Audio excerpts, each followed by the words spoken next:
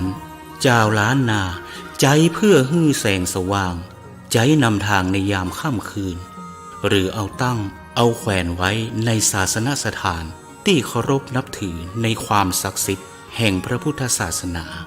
เพื่อถวายเป็นพุทธปูจาธรรมปูจาสังฆปูจาตามความเชื่อความเลื่อมใสศรัทธาของชาวล้านนาที่มีวิถีชีวิตผูกพันในบวรพระพุทธศาสนามีการใช้ภูมิปัญญาจินตนาการประดิษฐ์เครื่องสักการะต่างๆสืบสานพัฒนาต่อยอดให้วิจิตรพิสดารยิ่งขึ้นแล้วนำมาวางตั้งหรือแขวนเพื่อบูชาสิ่งศักดิ์สิทธิ์อันเป็นอุดมมงคลที่ควรเคารพนั้นในวาระโอกาสอันดีงามที่ปียำล้นด้วยความสุขนี้วัดพระสิงห์วรมหาวิหารจังหวัดเชียงใหม่ขอเจริญพรเรียนเชิญทุกท่านร่วมถวายโคม 84,000 ดวงเริ่มงานตั้งแต่วันพุธที่ 1 พฤศจิกายนพุทธศักราช 2566 จนถึงวันเสาร์ที่ 6 มกราคม พุทธศักราช 2567 เพื่อจันโลงสืบทอดพระพุทธศาสนาและวัฒนธรรมประเพณีอันดีงามนี้เพื่อให้เกิดความจำเริญมั่นคงรุ่งเรืองในชีวิตเจริญลาภเจริญยศเจริญใจเจริญยิ่งขึ้นไปตราบกาลนานนั้นแด่เตอสวา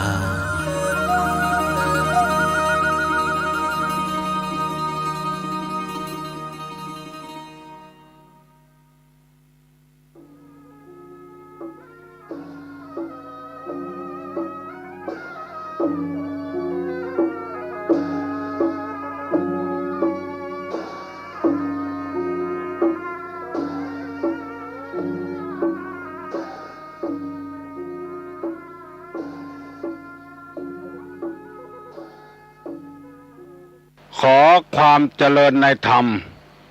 และความผาสุกทางใจจงได้บังเกิดมีกับท่านสาธุชนคนดีคนดีผู้เจริญในศีลผู้เจริญในธรรมทุกท่านพร้อมกันนี้ขอยกมือ10 นิ้วกราบอาราธนาเอากุลพระแก้วเจ้าทั้ง3บุญศีลบุญทานที่ท่านผู้เปิดวิทยุรับฟังรายการนี้ได้กระทำปั้มเป่งมาในอดีตและกำลังจะทำเวลานี้เสื้อวัดเสื้อวาเสื้อบ้านเสื้อเมืองพระสยามเทวาธิราชกุลพ่อกุลแม่ผู้ให้กำเนิดเกิดมาเป็นคนกุลครูบาอาจารย์ผู้ประสิทธิ์ประสาทวิชาความรู้สิ่งศักดิ์สิทธิ์ทั้งหลายอันรักษาบริเวณคงเขตล้านนาไทยมีพระบรมธาตุเจ้าโดยสุเทพพระบรมธาตุเจ้าหริพูนชัยจังหวัดเชียงใหม่จังหวัดลำพูนพระธาตุเจ้าลำปางหลวงจังหวัดลำปางพระธาตุเจ้าแจ้แห้งจังหวัดแพร่พระธาตุเจ้าจ้อแฮจังหวัดแพร่แจ้แห้งจังหวัดน่านพระธาตุเจ้าดอยตุงจังหวัดเชียงรายพระเจ้าตนหลวงจังหวัดพะเยาพระธาตุเจ้าดอยกองงูจังหวัดแม่ฮ่องสอนและบุญญาบารมีของครูบาเจ้าศรีวิจัยนักบุญแห่งล้านนาไทยเป็นต้นเวลานี้ขอยกมือ10 นิ้วกราบอาราธนาและเชิญชวนได้มาปกปักรักษาพ่อออกแม่ออกตุเจ้าพนายป้อจ่ายไม่ยิงที่เปิดวิทยุฟังรายการเมื่อเจ้าวันนี้ทุกท่านขอเงือทุกท่านมีความสุขกายสุขใจหิมาก้าขึ้นมีโชคมีลาภเจริญด้วยอายุวันนะสุขะพละเหมือนกันทุกตนทุกองค์ทุกคู่ทุกคนนานแสนนานได้เทินก่อนที่จักได้นำดำเนินรายการต่อไปนี้ขอนิมนต์และเชิญชวนท่านผู้ เปิดวิทยุรับฟังรายการนี้ทุกท่านไหว้พระเพื่อให้เป็นสิริมงคลกับตัวกับครอบครัวต่อไปอะระหังสัมมาสัมพุทโธภควาพุทธังภควันตังอภิวาเทมิกราบสวากขาโตภควตาธัมโมธัมมังนัมมัสสามิกราบสุปฏิปันโนภควโตสาวกสังโฆสังฆังนามามิกราบหันธรรมยังพุทธัสสะภควโตบุพภาคณะมะกะลังกะโลมาเสนะโมตัสสะภะคะวะโตอะระหะโตสัมมาสัมพุทธัสสะนะโมตัสสะภะคะวะโตอะระหะโตสัมมาสัมพุทธัสสะนะโมตัสสะภะคะวะโตอะระหะโตสัมมาสัมพุทธัสสะพุทธังสรณังกัจฉามิธัมมังสรณังกัจฉามิสังฆังสรณังกัจฉามิตุติยัมปิพุทธังสรณังกัจฉามิตุติยัมปิธัมมังสรณังกัจฉามิตุติยัมปิสังฆังสรณังกัจฉามิตติยัมปิพุทธังสรณังกัจฉามิตติยัมปิธัมมังสรณังกัจฉามิตติยัมปิสังฆังสรณังกัจฉามิอิติปิโสภะคะวาอะระหังสัมมาสัมพุทโธมิจฉาจารณะสัมปันโนสุขโตโลกาวิทูอนุตตะโลปุริสะธัมมสารติสตาเทวะมนุษย์สานังพุทโธภควติสวากขาโตภควตาธัมโมสันติทิโกอากาลิโกเอหิปัสสิโกโอปนะยิโกปัจจัตตังเวทิตโพวินโยหิติสุปฏิปันโนภควโตสาวกสังโฆอุจุปฏิปันโนภควโตสาวกสังโฆญาญะปฏิปันโนภควโตสาวกสังโฆสามิจิปฏิปันโนภควโตสาวกสังโฆญะติตังจัตตาลิปุริสายุคานิอัฏฐปุริสาปุคลาเอสะภะคะวะโตสาวกสังโฆอาหุไนโยปาหุไนโย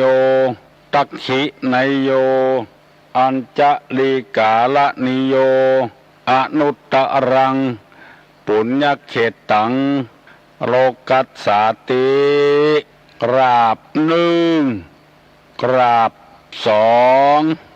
กราบสามกาเลนะธรรมัสสวนังเอตัมมังคละมุตตะมังแปลได้ใจความว่าการฟังธรรมตามการตามเวลาเป็นมงคลอันประเสริฐมาแล้วนึมาแถมแล้วเสียงก้องเสียงก้องเสียงมองต่ำเข้าเสียงตุเจ้าเทศนาธรรมมาถึงวัดมาถึงในห้องตุเจ้ามาถึงในบ้านมาถึงบนเรือนมาถึงที่นอนมาถึงในเรือนมา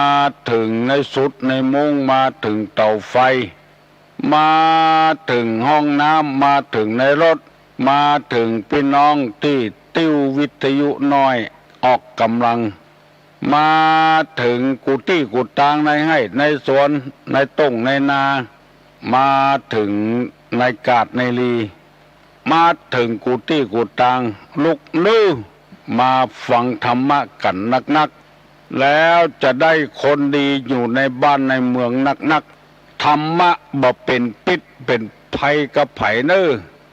ฟังแล้วจักได้นำไปปฏิบัติดัดอุปนิสัยดัดนิสัยเก่านิสัยเดิมที่มันยังบ่พอดีเตื้อฮือดีขึ้นยิ่งขึ้นไปเกียมตัวไว้ต่อสู้กับโลกบ่ใช่โรคนะโลกเพราะโลกของเอานี่วุ่นวายนักถ้าเอาธรรมะไปใช้แล้วมันจะจัดเป็นระเบียบเรียบร้อยเป็นปัจจัยดีเป็นไม่ยิงดีทำหน้าที่ของตัวไปตัวมันการปฏิบัติธรรมชนิดนี้เป็นว่าอัตตัญญุตาทำหน้าที่ของตนเองรู้จักตนเองคนเฮาส่วนมากที่บ่ได้รับข้อมูลจากธรรมะนั้นชอบไปหูจักคนอื่นการหูจักคนอื่นนี่ประโยชน์มันบ่เกิดขึ้นถ้าจะให้เกิดขึ้นดีดักก็ให้หูจักตัวเก่าเพราะคนเราเป็นได้ร้ายอย่างอยู่ในท้องในครรภ์ก็เป็นลูกในท้องเกิดออกมาก็เป็นลูกของพ่อของแม่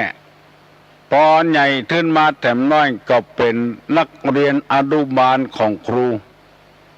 พอจบอนุบาลก็เป็นนักเรียนประถมนักเรียนมัธยมจบมัธยมแล้วก็เข้าวิทยาลัยเป็นนักศึกษาเข้ามหาวิทยาลัยก็เป็นนิสิตเป็นได้หกอย่างปัจจัยเอาเมียก็เป็นผัวไม่ยิงเอาผัวก็เป็นเมียลูกเกิดมาก็เป็นพ่อเป็นแม่แถมแล้วได้มีอาชีพต่างๆกันเป็นคนรับจ้างก็เรียกว่าคนรับจ้างเป็นคนจ้างเปิ้นก็เรียกว่านายจ้างเป็นได้108,900มาบวชอยู่ในวัดเป็นตุเจ้าเป็นพระเป็นรักษาการเจ้าอาวาสเป็นเจ้าอาวาสเป็นพระอธิการเป็นเจ้าคณะตำบลเรียกว่าเจ้าอธิการเลื่อนขึ้นตามลำดับชั้นเพราะเป็นได้กุอย่างแต่ความเป็นของตัวเองนั้นจะสมบูรณ์ก่อเป็นเต็มที่ก่ออันนี้แหละสำคัญมากเมื่อบ่ฮู้ตัวเก่าต้องฮู้ตัวเก่าว่าเฮาเป็นอันหยังเวลานี้ถ้าฮู้สึกตัวเก่าว่าเป็นอันหยังจะได้ทำงานเต็มที่ตามหน้าที่ที่เฮาเป็นแม่ก็จะได้ทำหน้าที่ของแม่ที่ดีที่สุดมีอันหยังพ้องเวลานี้นักปราชญ์บัณฑิตผู้หู้ผู้ฉลาดเปิ้นเขียนหนังสือขายหน้าที่ของแม่หน้าที่ของพ่อหน้าที่ของลูกเปิ้นเขียนหนังสือขายจะได้เอามาอ่านแล้วจะได้ปรับปรุงแก้ไขดูแลตัวเก่าการที่เฮาไปมองคนอื่นเฮาบ่ได้พอตัวเก่านั้นบ่มีประโยชน์อย่างสักอย่างนอกจากบ่ได้ประโยชน์แล้วยังเสียประโยชน์ด้วยแถมไปวิพากษ์วิจารณ์เปิ้นเฮาบ่มีหน้าที่ที่จะไปวิพากษ์วิจารณ์เฮาบ่ใช่ครูเขากันอย่างนักเรียนเข้าไปเรียนหนังสือห้องกอห้องขอครูมีหน้าที่สอนอันนั้นถูกต้องแต่ที่เฮาไปว่าฮือเปิ้นพ่อไปพ่อเปิ้นนั้นมันบ่ถูกต้องเพราะเขาบ่ได้แต่งตั้งให้เขาเป็นครูเขาแล้วแถมอย่างหนึ่งมันบ่ถูกจุดบ่ถูกที่คนอยู่บ้านเหนือมาว่าบ้านใต้เพมันบ่ถูกที่มันจะดีขึ้นก็ดีบ่ได้เพราะบ่ฮู้เรื่องคนอยู่บ้านใต้เพิ่นเฮามาว่าบ้านเหนือเพมันก็บ่ถูกเรื่องจะต้องถูกจุดสอนให้มันถูกที่บอกว่าไผ่คนนั้นจะเป็นท่านด็อกเตอร์ก็เป็นเจ้าคุณเป็นพระครูเป็นมหาเป็นพระอธิการเป็นครูบาอาจารย์ตำแหน่งใดก็ตามช่วยกันรณรงค์ให้ศรัทธาตายกทั้งหลายได้ตื่นตัว มีการกินการทานนักๆมีการปฏิบัติธรรมนักๆเอาป้อนเข้าโรงงานคือปออกไม่ออกนั่นเองฟังไปเรื่อยๆเนอะตุลุงนี่ดีใจขนาดบอกว่าคนระดับไหนละเอกละอ่อนก็ฟังหมู่เป็นบ้าวเป็นสาวก็ฟังหมู่นายหัวหน้าคนก็ฟังคนรับจ้างก็ฟังพ่อเฮือนแม่เฮือนก็ฟังคนเฒ่าคนแก่ก็ฟังเพราะว่าได้รับรายงานจากทางโทรศัพท์มาบ่อยๆอยู่เพียงลำปางปุ่นบ้านทรายต้านเสด็จปุ่นคนต่างไปเมืองงาวไปเชียงรายไปพะเยาปุ่นก็ฟังได้ยินอยู่โทรศัพท์มาหาอยู่ตังแม่แจ่มบุญอมก่อยปุ่นก็ได้ยินไปแผ่วสหรัฐอเมริกาบุญเพราะว่ามีหลักฐานยืนยันจาก FM 96มาคนตั้งเมืองนอกพอได้ยินวิทยุแล้วเปิดฟังเปิ้นส่งไปทางอินเทอร์เน็ตทาง FM 96ส่งไปทางอินเทอร์เน็ตได้ฟังกันทั่วกันเพียงอเมริกามีท่านอาจารย์ท่านพระครูตนหนึ่งชื่ออาจารย์เกษมอยู่เมืองเป้าพระครูเกษมอยู่อำเภอพร้าวแล้วไปโปรดเมตตาศรัทธาที่อเมริกาโทรศัพท์มาบอกฮือตุลุงว่าเปิ้นปากันฟังกันทำฮือเปิ้นใจดีแก้ง่อมแก้งานฟังธรรมะเป็นกำเมืองจากเมืองไทยสำหรับคนที่หุมเนอะอันที่บ่หุมนี่เขาบอกว่าเปิ้นว่าเขาถ้าเขาบ่หุมเขาก็บ่ฟังเพราะว่านิสัยคนบ่เหมือนกันที่สล็อกออกแอกไอ้หยังก็ปากันฟังคนเฒ่าคนแก่ต่างบ้านใกล้บ้านไกลตามที่ได้รับโทรศัพท์ก็มีแม่แต่งสันทรายเมืองเป้าแม่ริมอำเภอเมืองนี่บอกว่าห่างดงสันปะตองสารปีสันกระแปงดอยสะเก็ดล้ำไปเพียวอำเภอเมืองละปูนอำเภอปัดสางอำเภอแม่ทาจังหวัดละปูนต้งหัวจ้างแพร่ไพศาลไปอยู่เรื่อยๆก่อนลุกมาเมื่อเจ้าก็ฟังละอยากจะให้ได้ฟังกันนักๆเพื่อจะได้เอาธรรมะมาปฏิบัติกันนักๆสันติภาพจะได้เกิดขึ้นกับบ้านกับเมืองกับวัดกับวากับศาสนาเมื่อใดก็ตามจะได้ยินบ่อยๆว่าทางโทรทัศน์ทางวิทยุทางหนังสือพิมพ์บ้านเมืองบ่สงบแต่ความจริงในบ้านเมืองก็คือบ้านเมืองนะ คนนั่นเองมันบ่สงบถึงชาวพุทธทั่วประเทศไทยนี่มันมีปัญหาอย่างสักอย่างน้ำท่วมก็ช่วยกันไฟไหม้ก็ช่วยกันหน้าใดหน้านั้นทำบุญอย่างเดือนนี้นี่กฐินกับพระป่ากาก็ช่วยกันมันมีอย่างวุ่นวายสักอย่างมันไปวุ่นวายกับตังบนปุ่นผู้บริหารงานประเทศปุ่นมันยุ่งกันคนเดียวเต้าใดบ่ปอเต้าใดบอกว่าเสาะหาทางยุ่งแล้วไปเหมาเอาว่าบ้านเมืองบ่สงบหน้าฝนก็ฝนตกหน้าหนาวก็หนาวขึ้นมาหน้าร้อนก็ร้อนไปตามธรรมชาติของมันคนเอาไปวุ่นวายต่างหากเพราะฉะนั้นอยากจะให้ทำเข้าถึงจิตถึงใจได้ยิน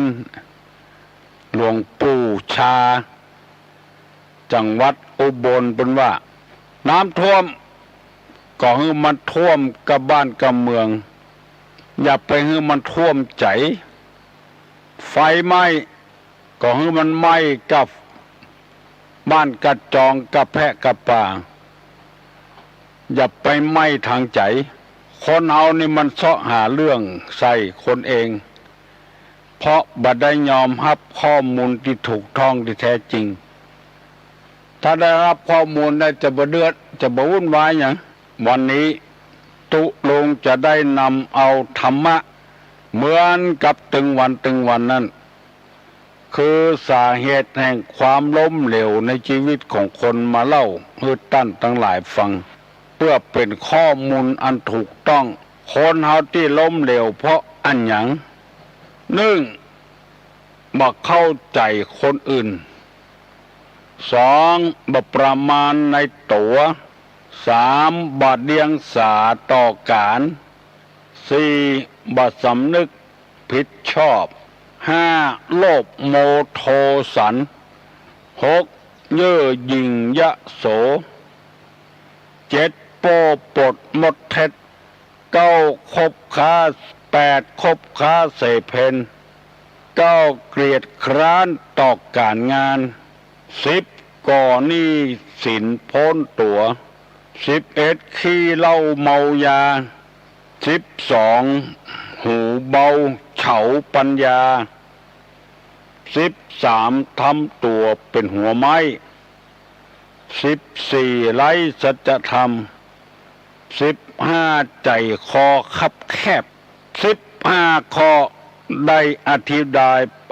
บายไปแล้ววันนี้จะได้นำเอาข้อ16มาอธิบายแถมข้อ16นี้เปิ้นบอกว่าคบคนไม่เลือกอันนี้เป็นเหตุที่เกิดความล้มเหลวแต่ว่านี้ได้อธิบายเกี่ยวกับใจคอคับแคบได้น้อยเดียวเวลามันเหลือน้อยวันนี้ขออธิบายลืมแถมกรรมแล้วจะต่อไปคบคนไม่เลือกคนต่างกีดแสนกีดก็ยังหลีกเลี่ยงเดินเข้าไปได้อยู่ได้แต่ใจคอคับแคบนี่เดินมันบ่ได้เต็มว่าตี้กินตี้นอนกีดกับก็ยังอยู่ได้นานไปกัดกีดแคมหัวอกหัวใจจักอยู่อย่างใดหรือนานไปได้มันบัดใจมีก็สมัยนี้ใจคอคับแคบมีแต่สมัยเมินแล้วพญาพรหมเปิ้นกล่าวเป็นกำข้าวกำเขือว่าเต็มว่าตี้กินตี้นอนกีดกับก็ยังอยู่ได้นานไปกัดขีดก้อมหัวอกหัวใจจักอยู่จันใดหรือนานไปได้คือหมายความว่าที่นอนมันแคบก็ยังนอนหลับได้อยู่เพราะสบายใจแต่ก่อนเปิ้นเล่าให้ฟังที่ในเรือนจำผู้คุมเอาคนมานอนด้วยกัน12คนอุดอิดบ่หลับสักเตื้อบ่นอนสักเตื้ออบคุดคิดกันผู้คุมมาถามว่าสู่เดือนหยังมันกี่ครับนายมันนอนบ่ได้ผู้คุมไปสั่งเอามาแรม3คนจาก12เป็น15ดักปิ้งรับได้อยู่นอนได้อยู่เต็มว่าที่กินติดเงาะที่นอนกิดกับก็ยังอยู่ได้นานไปบอกว่าอย่างกันละคุดคิดอยู่กันได้อันกีดหัวอกหัวใจนี่อยู่บ่ได้บ่ม่วนใจมีครูคนหนึ่งไปสอนหนังสือให้นักเรียนเปิ้นมีโครงการเลี้ยงอาหารละอ่อนครูคนนั้นก็บริการให้ละอ่อนไปซื้อไข่มาให้ละอ่อนกินละอ่อนกำลังกินครูก็ไปซื้อไข่มาให้คนแก่นมันบ่พอกินมันบ่อิ่มครูก็ไปเบิกจากผู้อำนวยการแถมแก่นคนแก่นพอด่าครูว่าเอาไปกินอย่างนักแก่นเดียวก็พอแล้วกะแล้วเอามาเล่าให้ตุลุงฟังความจริงงบประมาณก็มีอยู่ 5 แกนก็กินได้มีกำเดียวแต่อันที่ผอบอกว่ากินแกนเดียวก็พอในที่สุดครูก็อยู่บ่ได้อินดูละอ่อนไข่แกนเดียวไปฮื้อละอ่อนกินกับข้าวมันไปพอกินยังบอกกองโดน2 แกนก็โดนด่าแล้วกำเดียวแต่ยะแกนเดียวก็พอกะครูก็เลยรู้ทันทีว่าพอเนี่ยใจแคบใจกีดใจจ้อมมันอยู่ด้วยกันบ่ได้แล้วเพราะฉะนั้นข้อที่15มีใจความว่าใจคอคับแคบนี่มันอยู่บ่ได้แต่นะบอกว่าเปิ้นบอกว่าเฮามันบักข้างฮึกกันบ่อยฮึกกันไหลลิดตะอันแล้ววันพุกก็อย่างอันวันฮือก็อย่างอันรับปีหน้าปีไหนก็ยังเก่านั่นมันไปอยู่ได้จะได้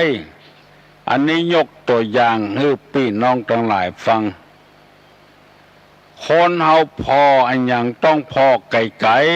ๆอย่าไปพอใกล้พอวันนี้วันพุกเขียตานะมันไปอยู่ด้วยกันม่วนจะได้เกิดอันยังไว้ก็ล้มเหลวหมดคนอยู่โดยบ่ได้บางวัดบางวาที่ตุลุงสังเกตพอเป็นดีเสียดายมีพระมีเณรอยู่กับกันจัดนักเมื่อน้อยๆเขาบูหูเรื่องยังเขาก็อยู่ได้อยู่ไปใหญ่หน้ากาบานขึ้นโดนเจ้าอาวาสก็ดีเจ้าคณะก็ดีใจแคบมันมีทางไปมันก็ไปที่อื่นแล้วมันไปอยู่แล้วอยู่จนพอเฒ่าพอแก่บ่ได้ลูกศิษย์ลูกหาที่มีคุณภาพสักคนเพราะว่าผู้นำใจแคบผัวใจแคบเมียใจแคบครูบาอาจารย์ใจแคบล้มเหลวจอมยกจอมยอจะหันละหากความเจริญบ่ได้บางวัดบางวาตุเจ้าจะแปลงจะไปอันหยังไปเบิกเงินกับไวยาวัจกรไวยวัจกรบ่ฮื้อไปเสาะเอาที่อื่นมาเถอะเงินก็บ่ใช่เงินของตัวเองของไวยาวัจกร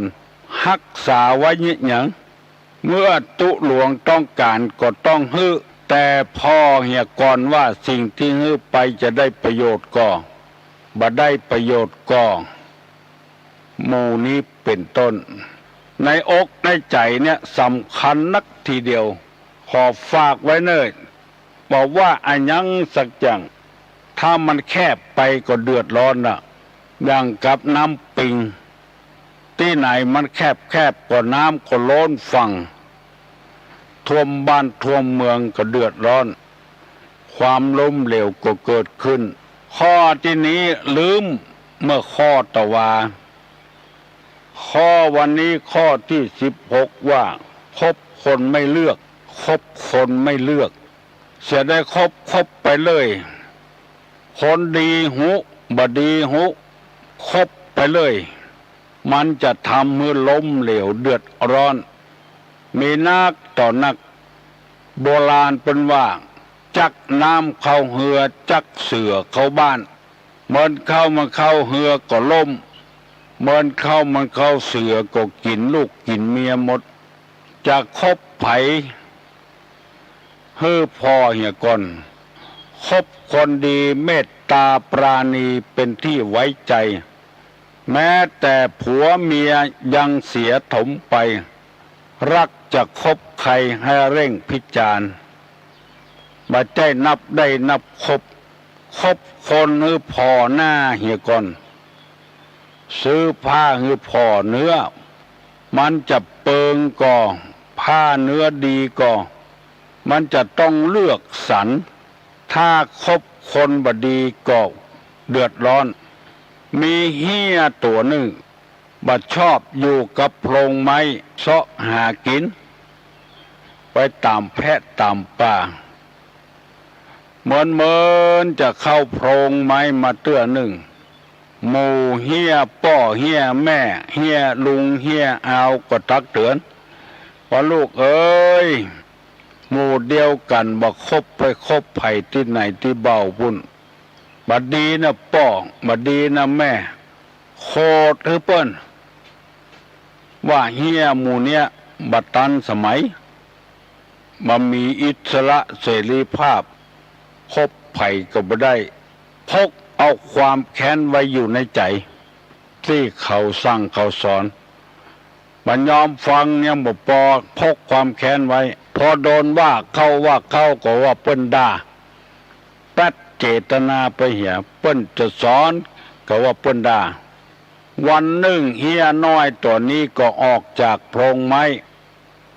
ไปแถมไปคบกับสิ่งสารสัตว์ต่างๆวันนั้นนายพรานปาหมาไปเป็นหมู่กับดำไม้เสาะล่าสัตว์ในแพะในป่าไปหันใส่เฮียน้อยตัวนี้วันนี้ลองหมานไว้สักกำจะยิงเฮียตัวนั้นก็ว่านายพรานฟังยิงฆ่าเตื้อถ้ายิงฆ่าจะได้กินเฮียตัวเดียวถ้านายพรานฟังกำฆ่านี่นายพรานจะได้กินเฮียแถมจำนวนมากนายพรานก็สงสัยเลยถามว่าเฮียจำนวนมากอยู่ที่ไหนเฮียน้อยตัวนั้นก็บอกว่าอยู่ที่ปุ้นข้าจะพานายพรานไปดูไปกอยไปพอนายพรานจะไปบ่นายพรานก็โอเคลงจากต้นไม้นำนายพรานไปพอที่โพรงไม้โอ้มีเฮียตระกูลเฮียอยู่หันอดเอาจำนวนมากความโลภเกิดขึ้นกับนายพรานจะยิงเตื้อตัวก็นานได้กินเอาเศษหญ้าใบหญ้าแห้งกิ่งไม้ใบไม้ยัดเข้าปืนแล้วก็เอาไฟเข้าเผาเฮียหมู่นั้นได้ฮับควันไฟฮับความร้อนของไฟตกลงมาตายเป็นกล่องพะเนินเทินเทอนายพรานก็เก็บเอาเฮียหมู่นั้นไปขายเลี้ยงอินทรีย์ชีวิตโรยมาพักหนึ่งเหมือนเข้าเงินหมดนายพรานก็ยึดอาชีพเก่าแบกดำไม้ไปเสาะล่าสัตว์อย่างเก่าเอาหมาไปตัวโอ้ไปปะใส่เฮียน้อยตัวเก่าจะยิงเฮียตัวน้อยบอกว่านายพรานเราพานายพรานไปปะใส่เฮียจำนวนมากเวลานี้นายพรานยังจะมายิงเฮานี่อย่างแถมลืมบุญคุณเฮาแล้วกะนายพรานก็บอกว่าเราเป็นคนพาลไม่ใช่สัพบุริสะอะไร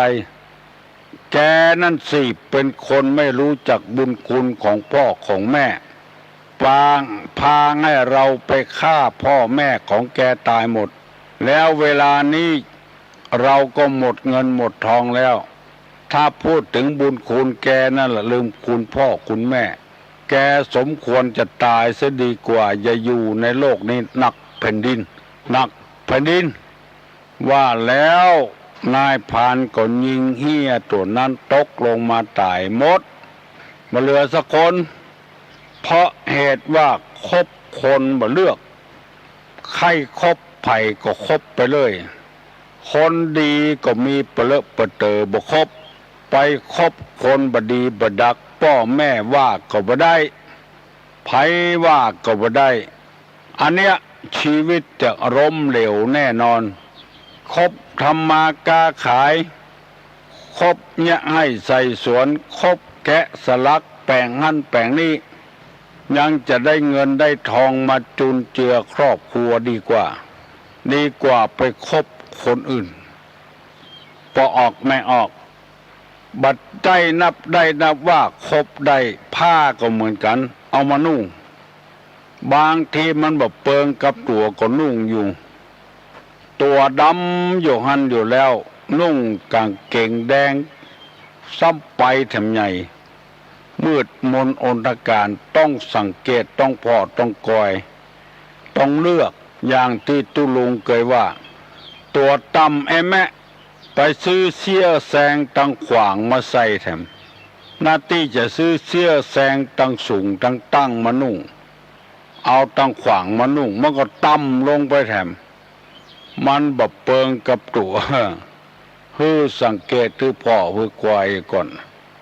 คบคนให้ดูหน้าพอกวายก่อนกิริยาท่าทางบางเตื้อก็เป็นเว้นเป็นกรรมเก่าบุหุเมินละสักปี2 ปีที่ล่วงแล้วมามีครูบาตนหนึ่งเป็นคนไตใหญ่เป็นตุเจ้าอยู่ตั้งเมืองแม่อายกับเมืองฝางเนี่ยเมืองฝางแล้วมีตุเจ้าไตทำตนลูกเมืองนอกมาขอเปิ้งพระอาศัยใบบุญครูบาเท่าก็ว่ามี2 ข้อก็ลีอยู่ในจะโดยการช่วยกันเหตุการกินข้าวด้วยกันบ่มีขู่มีเค็มก็กินบ่หวานฮือเปิ้นอยู่ตัวเมินไปบ่เลือกหน้าอย่างว่านั่นเพื่อ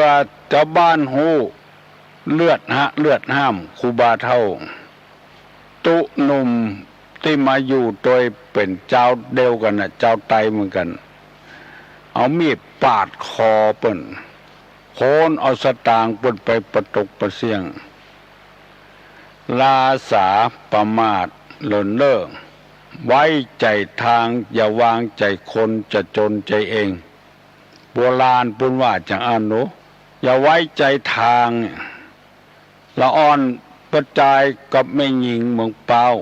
กำลังหนุ่มกำลังกำหิหากาขายแจ้งบัดแจ้งก็เอารถเข้าในเวียงมาขายครัวเอาทานพ่องกล้วยพ่องปีพ่องยวกพ่องลูกเมืองเป้ามาขายถึงวันพอมีเงินมีทองก็ปากันซื้อรถซื้อลาวันนั้นฝนตกเมื่อคืนเมื่อเจ้ามา2 คนผัวเมียก็ปากันออกขัวปุดบ่งูน้ำทุเอาหัวขัวไปหัวขัวตั้งเหนือปุดก็เคยไปเคยมาตั้งวันบ่สังเกตรถก็เลยไปจมลงน้ำไหลไปถึงผัวถึงเมียครอบครัวแต้มตากหักสตางค์แต้มตากหักเป็นกล้วยเป็นปีเป็นทานไหลตัวน้ำไปหมดไว้ใจทางไว้ใจหนทางว่ามันบ่เป็นหยังเคยไปเคยมามีแต่นักเรื่องราวต่างๆข้อบัญญัติของสัพพุริสะเพิ่นบอกไว้สัตบุรุษอยากจะเป็นสัตบุรุษมีการทานเป็นแม่หญิงก็เป็นสัตบุรุษได้สตรีได้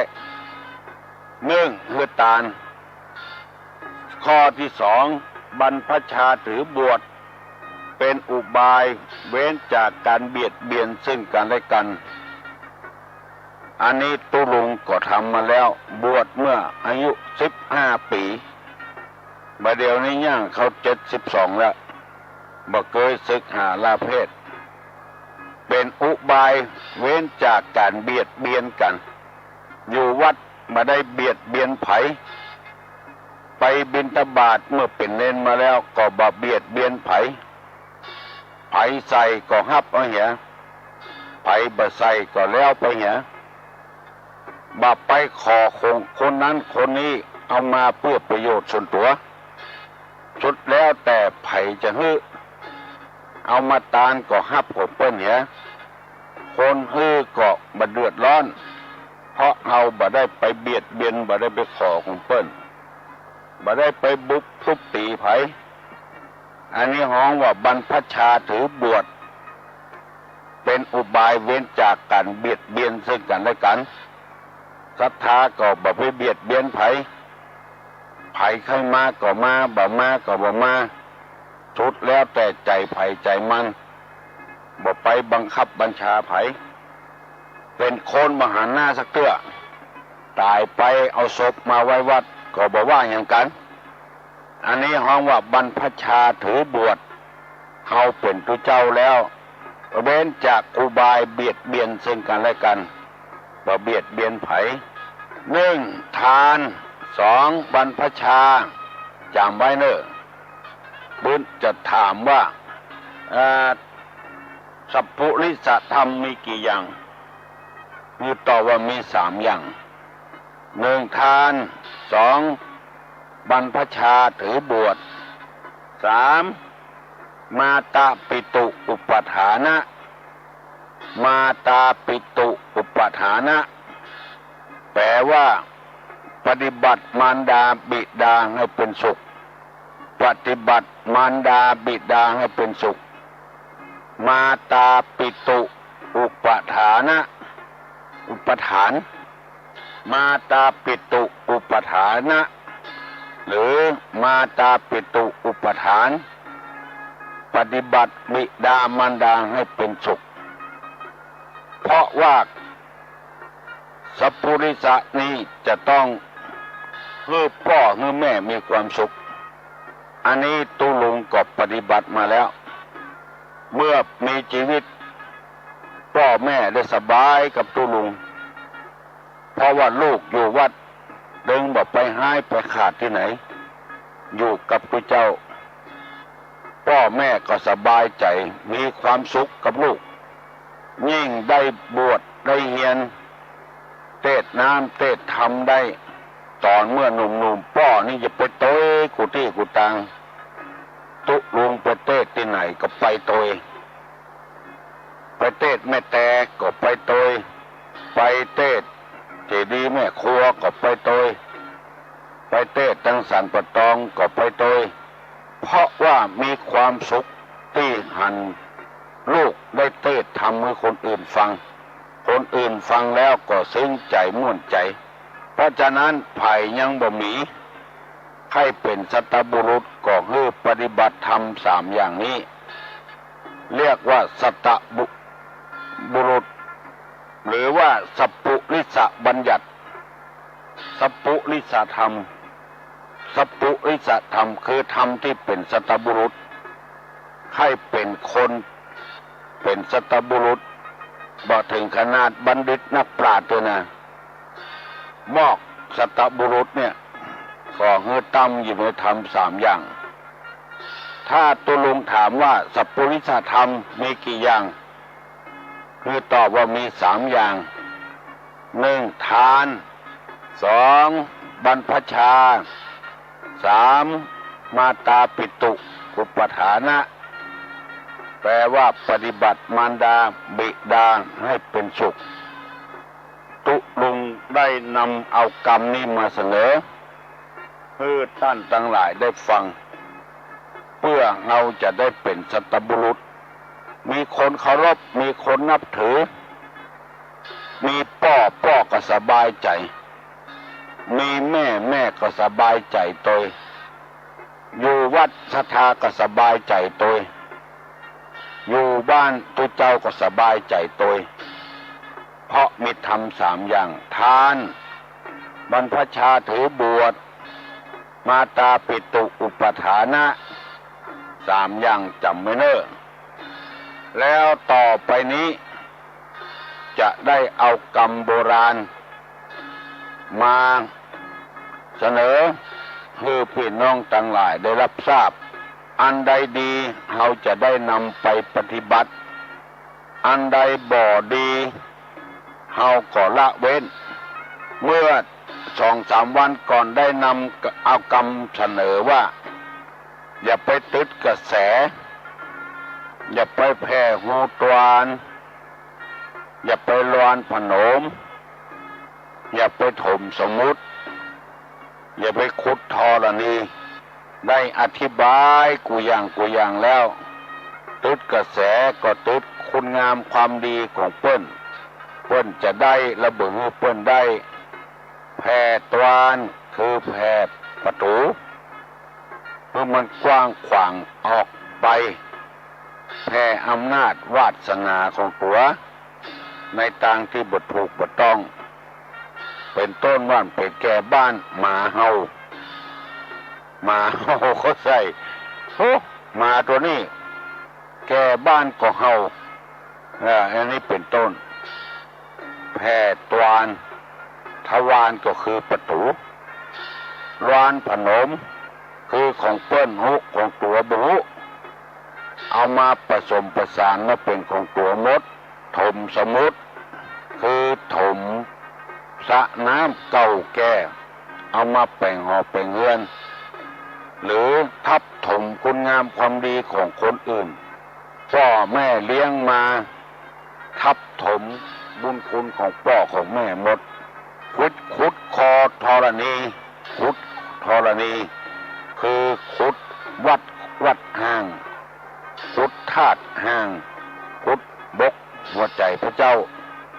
อันนี้ขุดธรณีหมายถึงขุดค้นเอาทรัพย์สมบัติของพ่อของแม่มาขายกินเปิ้นยังมีชีวิตอยู่ไปบังคับให้เปิ้นเอาโฉนดเอาที่ดินไปขายหรือไปจุพ่อจุแม่หมู่นี้เรียกว่าขุดธรณีอันสุดท้ายเรียกว่าคุยสมณะขุดธรณีและคุยสมณะหมายความว่าอย่างใดสมณะนี่ก็คือนักบวชเป็นพระฤาษีจีพรามก็เรียกว่าสมณะนักบวชเป็นแม่ชีบวชเป็นภิกษุณีก็นักบวชเป็นเณรก็นักบวชเป็นพระเจ้าก็นักบวชแล้วอยู่บดายไปหาเรื่องใส่นักบวชคุยสมณะหมู่นี้เปิ้นว่าจะไปเนี้ยเปิ้นอยู่วัดถ้าว่าสมณะนั้นประพฤติตัวบ่ถูกต้องเพื่อหวังผลประโยชน์ของส่วนรวมผลประโยชน์ของวัดอันนี้นี่ตัวนุ่งผ้าเหลืองแท้ใจบ่เป็นผ้าเหลืองไล่ออกวัดได้พวกนี้เพราะว่าคนเอาพระเจ้าไปขาย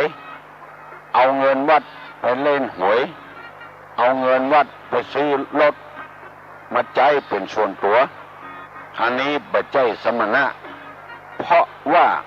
เอาผ้าเหลืองมาตุ้มมาห่มมาได้แต่ว่าถ้าเปิ้นปฏิบัติดีปฏิบัติชอบไล่เปิ้นคุยเปิ้นดังที่เราเคยได้ยินเปิ้นปฏิบัติธรรมอยู่ในป่าไปไล่เปิ้นออกจากป่าแล้วไปเอาโฉนดมาที่นั้นมาเป็นของตัวไล่เปิ้นแล้วเอาที่นั้นมาเป็นของตัวอันนี้ห้องได้เต็มปากว่าคุยสมณะแต่ถ้ามณะคุยทุเจ้าคุยชาวบ้านก่อนนี้อันนี้เดือดร้อนแน่ต้องไล่อยู่บ่ได้ถ้าอยู่ก็คุยกลัววัดกลัววาคุยเงินคุยทองดูเพื่อหาประโยชน์ส่วนตัวบัดทำประโยชน์ส่วนรวมบัดทำวัดทำวาเงื้อเจริญรุ่งเรืองขึ้นนับวันจะถอยลงไปตึงวันศรัทธาก็บ่ใครชอบหนีไปตามที่อื่นหนีไปปฏิบัติธรรมอยู่ศาสนาอื่นอันนี้คุยได้ตุลุงกล้าพูดเต็มปากว่าคุยได้เพราะมันบ่ทำประโยชน์บ่สูดโง่โกห้องอย่างสักอย่างบ่ทำประโยชน์ในอย่างสักอย่างบ่เมตตาพาล้มไผ่สักอย่างอันนี้ก็ควรคุยได้อันอยู่ดีๆเพิ่นจะทำความดีทำให้วัดให้วาเจริญรุ่งเรืองอันนี้ไปคุยเพิ่นอันเนี้ยบ่ดีทำอยู่เฉยๆนั่นเถอะบอกควรจะทำอันนี้ห้องว่าคุยสมณะตึดกระแสแผ่ตวานรานผนมถมสมุทรขุดธรณีคุยสมณะอันนี้ได้นำไปเสนอแล้วเนอะวันหน้าจะเปลี่ยนทำไมแล้วตุลุงจะถามใครได้ก็ตอบตุลุงมาสิ่งที่บ่ควรทำมีกี่อย่าง1ตึดกระแสแผ่ตวาน2วานผนม3ถมสมุทรเป็น4ขุดธรณีเป็น5คุยสมณะเป็น6สิ่งที่บ่ควรทำมีกี่อย่างคือตอบว่ามี6อย่าง1ตึดกระแส2แผ่ตวาน3วานผนม4ถมสมุทร5ขุดธรณี6คุย สมณะเคยได้ยินไผ่เอามาว่าพ่องกองลองคิดใจไผ่เถอะตั้งแต่คนที่ฟังตุลุงวันนี้นะเกิดมานี่เคยได้ยินพ่องกอถ้าเคยได้ยินก็แล้วไปถ้าบ่เคยได้ยินก็แสดงว่าเป็นโจกของคนฟังที่ตุลุงนำมาเสนอบุญรักษากุคนสัพพิติโยวัจจันตุสัพพะโรโกวินัสสตุมาเตภวะตวนตลาโยสุขีทีคายุโกภวะอภิวาทนะสีริสนิจังพุทธาปจายิโนจตตารโลธรรมาวัฏันติอายุวันโนสุขังพลัง